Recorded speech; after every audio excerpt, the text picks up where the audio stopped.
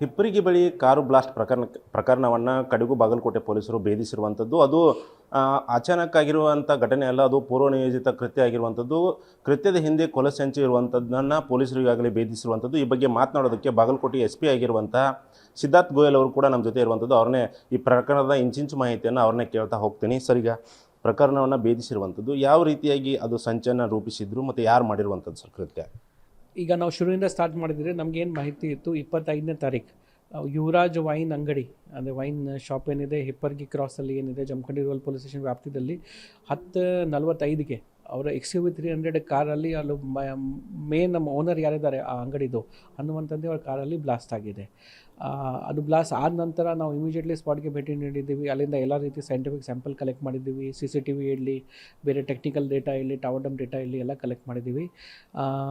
ಇನ್ನು ವೆಹಿಕಲ್ ಎಕ್ಸ್ಪರ್ಟ್ಸ್ಗೆ ಕೂಡ ನಾವು ಕರೆದಿದ್ದೀವಿ. ಯಾವ ರೀತಿ ಯಾವ ಪಾಯಿಂಟಲ್ಲಿ ಅಂದರೆ ಮ್ಯಾಕ್ಸಿಮಮ್ ಇಂಪ್ಯಾಕ್ಟ್ ಯಾವ ಪಾಯಿಂಟಲ್ಲಿ ಇದೆ, ಇಲ್ಲಿ ಯಾರು ಈ ಥರ ಮಾಡಿರಬಹುದು, ಯಾವ ಎಕ್ಸ್ಪ್ಲೋಸಿವ್ ಯೂಸ್ ಆಗಿರಬಹುದು ಅಂತ ಎಲ್ಲ ರೀತಿ ನಾವು ಇನ್ವೆಸ್ಟಿಗೇಷನ್ ಮಾಡ್ತಾಯಿದ್ದೀವಿ. ಪ್ಲಸ್ ಏನು ಮೋಟಿವ್, ಇವರು ಹನುಮಂತ ಅತ್ತಿಗೆ ಯಾರಿಂದ ಇವರಿಗೆ ಈ ಥರ ಎನಿಮಿಟಿ ಇದೆ ಅಂದರೆ ಈ ಥರ ಇದಕ್ಕೆ ಯಾರು ಈ ಥರ ಹರ್ಟ್ ಮಾಡೋಕ್ಕೆ ಅವರಿಗೆ ನೋಡಿರ್ತಾರೆ ಮೋಟಿವ್ ಏನಿದೆ. ಕೊನೆ ಇದು ಎಲ್ಲ ಇನ್ವೆಸ್ಟಿಗೇಷನ್ ಮಾಡುವಾಗಲೇ ನಮಗೆ ಒಂದು ಇಂಪಾರ್ಟೆಂಟ್ ಲೀಡ್ ಸಿಕ್ತು. 6ನೇ ತಾರೀಕಿಗೆ ಇವರಿಗೆ ಒಂದು ಮೆಸೇಜ್ ಬಂತು. ಅವರು ಸ್ವಲ್ಪ ಕ್ರಿಪ್ಟಿಕ್ ಅಂದರೆ ಸಸ್ಪಿಷನ್ ಮೆಸೇಜ್ ಥರ ಬಂತು. ಅದು ಹಿಂದೆ ನಾವು ಏನೇನು ನಾವು ವೆರಿಫೈ ಮಾಡ್ತಾ ಇದ್ದೀವಿ ಅದ್ರ ಜೊತೆಗೆ ಈ ಮೆಸೇಜ್ ಎಲ್ಲಿಂದ ಬಂತು ಅದನ್ನು ಕೂಡ ವೆರಿಫಿಕೇಷನ್ ಮಾಡೋಕ್ಕೆ ಸ್ಟಾರ್ಟ್ ಮಾಡಿದ್ವಿ. ಕೊನೆಗೆ ಎಲ್ಲ ಬ್ಯಾಕ್ ಟ್ರ್ಯಾಕ್ ಮಾಡಿ ನಮ್ಮ 4 ಜನಕ್ಕೆ ನಾವು ನಿನ್ನೆ ಅರೆಸ್ಟ್ ಮಾಡಿದ್ದೀವಿ, ಸಿಕ್ಯೂರ್ ಮಾಡಿದ್ದೀವಿ. ಆ 4 ಜನ ಅಲ್ಲಿ ಮೇನ್ ಅಕ್ಯೂಸ್ ಇಬ್ಬರು, ಶಿವಾನಂದ್ ಜಲ್ಲಿ ಮತ್ತು ರೇವಂತ್ ಸಿದ್ಧಾರ್ಥ್ ಜಲ್ಲಿ. ಅವರಿಗೆ ಇನ್ಕ್ವೈರಿ ಮಾಡುವಾಗ ಈ ಶಿವಾನಂದ್ ಜಲ್ಲಿದು ದೊಡ್ಡಪ್ಪ ನಿಂಗಪ್ಪ ಜಲ್ಲಿ ಅವರು 4 ವರ್ಷ ಹಿಂದೆ ಹನುಮಂತ್ ಅತ್ನಿ ಮತ್ತು ಬಸವರಾಜ್ ಅತ್ನಿಗೆ ಅವ್ರು ಲ್ಯಾಂಡ್ ಪ್ಲೆಜ್ ಮಾಡಿ 5 ಎಕರೆ ಲ್ಯಾಂಡ್ ಪ್ಲೆಜ್ ಮಾಡಿ 40 ಲಕ್ಷ ಸಾಲ ತೊಗೊಂಡಿರ್ತಾರೆ. ಆ ವಾಪಸ್ ಪೇ ಮಾಡೋಕ್ಕೆ ಆಗಲಿಲ್ಲ. ಆ ಕಾರಣ ಹೋದ ವರ್ಷ ಹನುಮಂತ್ ಅತ್ನಿ ಇವರು ಲ್ಯಾಂಡ್ ಅವರ ಹೆಸರು ಮೇಲೆ ಟ್ರಾನ್ಸ್ಫರ್ ಮಾಡಿರ್ತಾರೆ RTC ಮುಖಾಂತರ. ಬಟ್ ಇವರು ಶಿವಾನಂದ್ ಜಲ್ಲಿ ಅವರು ಮನಸ್ಸಲ್ಲಿ ಏನಿತ್ತು ಕಿ ನಮ್ಮ ಫ್ಯಾಮಿಲಿ, ನಮ್ಮ ಕುಟುಂಬದ ಲ್ಯಾಂಡ್ ನಮ್ಮ ಹತ್ತಿರನೇ ಇರಲಿ, ಅದಕ್ಕೆ ಅವರು ಹನುಮಂತ್ ಅತ್ನಿ ಹತ್ತಿರ ಹೋಗಿ ನನಗೆ ಈ ಲ್ಯಾಂಡು ಪೊಸಿಷನ್ ಕೊಡಿ, 3-4 ವರ್ಷ ಅಲ್ಲಿ ಏನು ಸಾಲ ಏನಿದೆ ಪ್ಲಸ್ ಬಡ್ಡಿ ಜೊತೆಗೆ ಅದು ಅವಳ ಲೆಕ್ಕ ಪ್ರಕಾರ 40 ಲಕ್ಷ ಬಡ್ಡಿ ಎಲ್ಲ ಸೇರಿ 67 ಲಕ್ಷ ಆಗಿತ್ತು, ನಾನು ವಾಪಸ್ ಕೊಡ್ತೀನಿ ಅಂತ. ಈ ವರ್ಷ ಫಸ್ಟ್ ಇನ್ಸ್ಟಾಲ್ಮೆಂಟ್ ಡ್ಯೂ ಇತ್ತು ಮೇ ಜೂನಲ್ಲಿ. ಅವರು ಇಬ್ಬರು ಇವರಿಗೆ ಕಂಟಿನ್ಯೂಸ್, ಹನುಮಂತ್ ಮತ್ತು ಬಸವರಾಜ್ ಇಬ್ಬರು ಇವರಿಗೆ ಕಂಟಿನ್ಯೂಸ್ ಪ್ರೆಷರ್ ಮಾಡ್ತಾಯಿದ್ರು ಶಿವಾನಂದ್ಗೆ ನೀವು ಕೊಡಿ. ಆದರೆ ಇವ್ರ ಮನಸ್ಸಲ್ಲಿ ಏನಿತ್ತು, ಇವರು ಸ್ವಲ್ಪ ಮೋಸ ಮಾಡ್ತಾ ಇದ್ದಾರೆ, ಅಮೌಂಟ್ ಜಾಸ್ತಿ ಆಗಿದೆ ಪ್ಲಸ್ ಪ್ರೆಷರ್ ಜಾಸ್ತಿ ಮಾಡ್ತಾ ಇದ್ದಾರೆ, ಅವ್ರಿಗೆ ಏನಾದರೂ ಹಾನಿ ಮಾಡೋಣ, ಅವ್ರದ್ದು ಏನಾದರೂ ಉಲ್ಟಾ ಮಾಡೋಣ, ಸೊ ನಮ್ಮ ಜಮೀನು ನಮ್ಮ ಹತ್ತಿರನೇ ಇರುತ್ತೆ.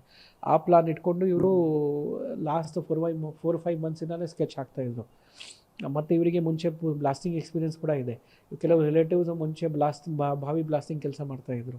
ಅವ್ರದ್ದು ಹೆಲ್ಪ್ ತೊಗೊಂಡು ಇವರು 2 ಅಂಗಡಿ, ಅಥಣಿಯಿಂದ ಒಂದು ಅಂಗಡಿ ಮತ್ತು ಇಲ್ಲಿ ಬಿಜಾಪುರ ಕನ್ನೂರಿಂದ ಒಂದು ಅಂಗಡಿಯಿಂದ ಕೆಲವು ಜಿಲೆಟಿನ್ ಸ್ಟಿಕ್ಸ್ ಪ್ರೊಕ್ಯೂರ್ ಮಾಡಿರ್ತಾರೆ. ಮತ್ತು ಇವರು ಬಸವರಾಜ್ ಅತ್ನಿದು ಹನುಮಂತ್ ಅತ್ನಿದು ಮೂವ್ಮೆಂಟ್ ಗೊತ್ತಿತ್ತು. ಅವ್ರ ಮನೆ ರಬ್ಕವಿಯಲ್ಲಿ ಇದೆ, ಡೈಲಿ ಸಂಜೆ ಇಲ್ಲಿ ಈ ಬಾರಿಗೆ ಬರ್ತಾರೆ, ಕಾರ್ ಮುಖಾಂತರ ಬರ್ತಾರೆ, ಎಲ್ಲ ಗೊತ್ತಿತ್ತು ಮುಂಚೆ ಇವರಿಗೆ.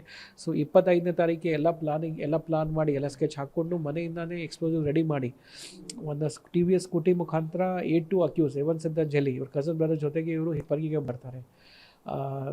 ಅಲ್ಲಿ ಎಲ್ಲ ರೀತಿ ಕ್ಯಾಮ್ರಾ ಅವಾಯ್ಡ್ ಮಾಡಿ ಕಬ್ಬಿನ ತೋಟ ಒಳಗೆಯಿಂದ ಹೋಗಿ ಕಾರ್ ಕೆಳಗೆ ಇವರು ಎಕ್ಸ್ಪ್ಲೋಸಿವ್ ಫಿಟ್ ಮಾಡಿರ್ತಾರೆ, ಅಂದರೆ ಇಟ್ಟಿರ್ತಾರೆ. ಅಲ್ಲಿಂದ ಒಂದು ವೈರ್ ಮುಖಾಂತರ ಸ್ವಲ್ಪ ಕಬ್ಬಿನ ತೋಟ ಒಳಗೆ 100 ಫೀಟ್ ವೈರ್ ಮುಖಾಂತರ ಡಿಟರ್ಮಿನೇಟರ್ ಮತ್ತು ಕೆಪಾಸಿಟರ್ ಯೂಸ್ ಮಾಡಿ ಅವರು ಯಾವ ಟೈಮ್ ಹೊರಗಡೆ ಬರ್ತಾರೆ ಅಂದರೆ ಅದೇ ಟೈಮ್ ಕರೆಕ್ಟ್ ಟೈಮ್ ನೋಡಿಕೊಂಡು ಅವರಿಗೆ ಮ್ಯಾಕ್ಸಿಮಮ್ ಹಾನಿ ಆಗಬೇಕು, ಅವ್ರು ಮರ್ಡರ್ ಆಗಬೇಕು ಆ ಉದ್ದೇಶದಿಂದ ಇವರು ಬ್ಲಾಸ್ಟ್ ಮಾಡಿರ್ತಾರೆ.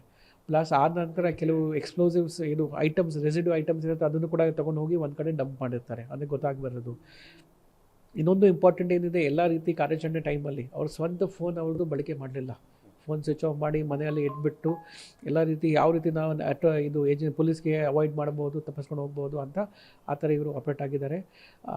ಇದು ಆದ ನಂತರ 6ನೇ ತಾರೀಕಿಗೆ ಕೂಡ ಇವರು ವಿಕ್ಟಿಮ್ಗೆ ಕಾಂಟ್ಯಾಕ್ಟ್ ಮಾಡೋಕ್ಕೆ ನೋಡಿದ್ದಾರೆ, 1ನೇ ತಾರೀಕಿಗೆ ಕೂಡ ಕಾಂಟ್ಯಾಕ್ಟ್ ಮಾಡೋಕ್ಕೆ ನೋಡಿದ್ದಾರೆ. ಆ ಟೈಮಲ್ಲಿ ಕೂಡ ಬೇರೆ ಫೋನ್ ಯೂಸ್ ಮಾಡಿಕೊಂಡು, ಬೇರೆ ಸಿಮ್ ಯೂಸ್ ಮಾಡಿಕೊಂಡು ಈ ಥರ ಪರಿಚಯ ಮಾಡಿದ್ದಾರೆ. ಬಟ್ ನಾವು ನೀಟಾಗಿ ಪ್ರೊಫೆಷ್ನಲಾಗಿ ಇನ್ವೆಸ್ಟಿಗೇಷನ್ ಮಾಡಿದ್ದೀವಿ. ಇದರಲ್ಲಿ ನಮ್ಮ CPI ಜಮಖಂಡಿ ಮಡ್ಡಿ ಅವ್ರ ನೇತೃತ್ವದಲ್ಲಿ 4 ಜನ PSI ರೂರಲ್ ಜಮಖಂಡಿ ಪೂಜಾರಿ ಅವರು, PSI ತೆರದಾಲ್ ಶಿವಾನಂದ್ ಅವರು, PSI ಸಾವಲ್ಗಿ ಅಪ್ಪಣ್ಣ ಅವರು, PSI ನಮ್ಮ ಸೆನ್ ಸ್ಟೇಷನ್ ನಿತಿನ್ ಅವರು, ನಮ್ಮ SOCO officer Shridhar, plus almost 25-30 ಜನ ಬೇರೆ ಬೇರೆ ಎಕ್ಸ್ಪರ್ಟೀಸ್ ಇರಲಿ. ಕೆಲವು ಎಕ್ಸ್ಪರ್ಟೀಸ್ ಬಾಂಬ್ ಬಗ್ಗೆ ಇತ್ತು, ಕೆಲವು CDR ಬಗ್ಗೆ ಇತ್ತು, ಕೆಲವು CCTV ಬಗ್ಗೆ ಇತ್ತು, ಕೆಲವು ಕ್ರೈಮ್ ಸ್ಟಾಫ್ ಇದ್ದರು. ನಿರಂತರವಾಗಿ ಈ ಕೇಸಲ್ಲಿ ಕೆಲಸ ಮಾಡ್ತಾಯಿದ್ರು. ಅದರ ಜೊತೆಗೆ ನಾವು FSL ಟೀಮ್ ಬೆಳಗಾವಿ ಮತ್ತು BDDS team bomb disposal team Hubli ಅವ್ರದ್ದು ಕೂಡ ಹೆಲ್ಪ್ ತೊಗೊಂಡಿದ್ದೀವಿ. ಕೊನೆಗೆ ಈ 4 ಜನಕ್ಕೆ ಅರೆಸ್ಟ್ ಆದ ನಂತರ ಅವ್ರ ಕಡೆ ಮನೆಯಿಂದ ನಮಗೆ ಎಲ್ಲ ಮಟೀರಿಯಲ್ ಸಿಕ್ಕಿದೆ. ಇದರಲ್ಲಿ ಮೋಟಿವ್ ಕೂಡ ಕ್ಲಿಯರ್ ಆಗಿದೆ. ಕೆಲವು ಅನ್ಯೂಸ್ ಎಕ್ಸ್ಪ್ಲೋಸಿವ್ ಮಟೀರಿಯಲ್ ಕೂಡ ಅವ್ರ ಮನೆಯಿಂದ ನಾವು ಸೀಸ್ ಮಾಡಿದ್ದೀವಿ. ಕೊನೆಯದಾಗಿ 2 ಅಂಗಡಿ ಯಾವ ಅಂಗಡಿಯಿಂದ ಅವರು ಈ ಥರ ಎಕ್ಸ್ಪ್ಲೋಸಿವ್ ಪ್ರಕರಣ ಮಾಡಿದೆ ಅವ್ರ ಅಂಗಡಿ ಮಾಲೀಕ ಅವರಿಗೆ ಕೂಡ ನಾವು ಅರೆಸ್ಟ್ ಮಾಡಿದ್ದೀವಿ. ಓಕೆ ಸರ್, ಈಗ ಅದನ್ನ ಪತ್ತೆ ಹಚ್ಚಿದ್ರಲ್ಲ ಸರ್, ಸಿಮ್ ಅಂತ ಹೇಳಿದ್ರಿ, ಆ ಸಿಮ್ನ ಹೆಂಗೆ ಪಡ್ಕೊಂಡ್ರು ಮತ್ತು ಆ ಸಿಮ್ನ ಎಲ್ಲಿ ಕಲೆಕ್ಟ್ ಮಾಡಿದ್ರು ಮತ್ತು ಅದನ್ನು ಯಾವ ಥರ ಪತ್ತೆ ಹಚ್ಚಿದ್ರಿ ಸರ್?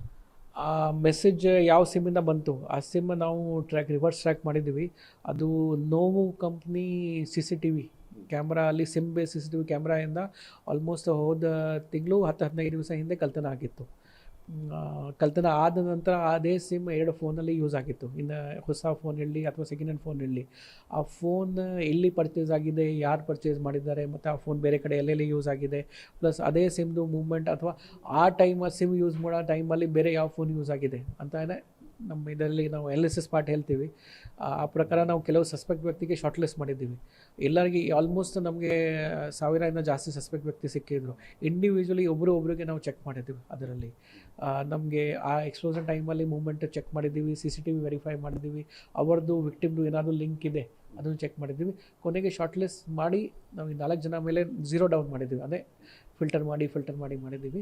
ಪ್ಲಸ್ ಸಸ್ಪೆಕ್ಟ್ ಮುಖಾಂತರ ಇವರಿಗೆ ನಾವು ಅರೆಸ್ಟ್ ಸಿಕ್ಯೂರ್ ಮಾಡುವಾಗ ನಮಗೆ ಎಲ್ಲ ಗೊತ್ತಾಯಿತು. ಆಮೇಲೆ ಅದೇ ಹಿಂದೆಲೇ ಎಲ್ಲ ಗೊತ್ತಾಯಿತು ಅಂತ ಡಿಸ್ಕ್ಲೋಸ್ ಆಯಿತು. ಸರ್, ಅದು ಫೋನ್ ಖರೀದಿ ಮಾಡಿದ್ರು, ಅದ್ರ ಜಾಡದ ಮೂಲಕ ನೀವು ಅವ್ರನ್ನ ಭೇದಿಸಿದ್ದಿ ಅಂತ ಹೇಳಿದ್ರೆ ಅದು ಒಂದು ಪಾರ್ಟ್ ಇದೆ, ಇಂಪಾರ್ಟೆಂಟ್ ಪಾರ್ಟ್ ಇದೆ. ಬಟ್ ಅದಕ್ಕೆ ಹಿಂದೆ ನಮಗೆ ಎಲ್ಲ ಅನಾಲಿಸಿಸಿಂದ ಮ್ಯಾಚ್ ಆಗಬೇಕು.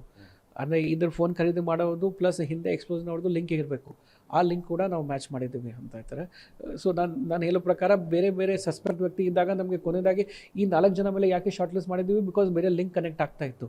ಹಿಂದೆದು ಕೂಡ ಮೋಟಿವ್ ಕೂಡ ಕನೆಕ್ಟ್ ಆಗಿದೆ. ಅದನ್ನ ಎಕ್ಸ್ಪ್ಲೋಷನ್ ಟೈಮಲ್ಲಿ ಕೂಡ ಮೂವ್ಮೆಂಟ್ ಇದೆ. ಆಮೇಲೆ ಕಾಂಟ್ಯಾಕ್ಟ್ ಮಾಡೋ ಟೈಮಲ್ಲಿ ಕೂಡ ಇವ್ರದ್ದು ಮೂವ್ಮೆಂಟ್ ಇತ್ತು. ಸೊ ಎಲ್ಲ ಡಾಟ್ಸ್ ಕನೆಕ್ಟ್ ಮಾಡಿ ಕೊನೆಗೆ 4 ಜನ ಮೇಲೆ ನಮಗೆ ಸಸ್ಪೆಕ್ಟ್ ಬಂದಾದ ನಂತರ ಇವ್ರಿಗೆ ಸಿಕ್ಯೂರ್ ಮಾಡಿದ್ದೀವಿ. ಮನೆ ಸರ್ಚ್ ಮಾಡುವಾಗ ಇವರಿಗೆ ಇನ್ಕ್ವೈರಿ ಮಾಡುವಾಗ ಮೋಟಿವ್ ಕೂಡ ಕ್ಲಿಯರ್ ಕಟ್ಟಾಗಿ ಗೊತ್ತಾಯಿತು. ಮತ್ತು ಯಾವ ರೀತಿ ಮಾಡಿದ್ದಾರೆ ಅಂದರೆ ತುಂಬ ಕಡೆ ಇವರು ಪೊಲೀಸ್ಗಿಂತ ಕೈ ತಪ್ಪಿಸ್ಬೇಕು ಅಂತ ಕಾರ್ಯಾಚರಣೆ ಮಾಡಿದ್ದಾರೆ. ಸೊ ಅದನ್ನು ಕೂಡ ನಾವು ವೆರಿಫೈ ಮಾಡಿದ್ದೀವಿ ಅಂತ ಹೇಳ್ತಾರೆ.